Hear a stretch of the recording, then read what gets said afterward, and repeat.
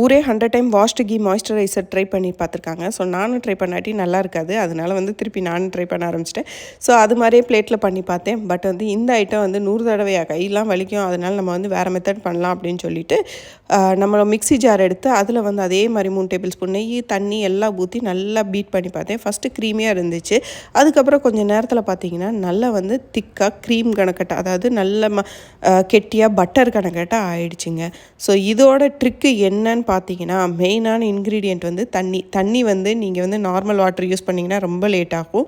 நீங்கள் ஐஸ் கட்டி போட்டிங்கன்னா குயிக்காக பட்டர் மாதிரியே எடுத்துடலாம். ஸோ பார்த்தீங்களா பட்டர் மாதிரி இருக்கு இல்லையா? ஸோ இது வந்து வேறு ஒன்றும் இல்லை, கேவர்னு ஒரு ஸ்வீட்டில் வந்து செய்வாங்க. அது வந்து ராஜஸ்தானி ஸ்வீட்டில் செய்கிற ஐட்டம் தான் இந்த கீ. ஸோ கீயை வந்து பட்டராக மாற்றுற ஒரே டெக்னிக் வந்து இது தான். ஸோ அந்த இதில் வந்து ஐஸ் கட்டியை போட்டு கீயை ஊற்றி இந்த மாதிரி பீட் பண்ணோம்னா பட்டர் மாதிரி ஆயிரும். அதை வந்து மாய்ஸ்சரைசராக விற்கிறாங்க.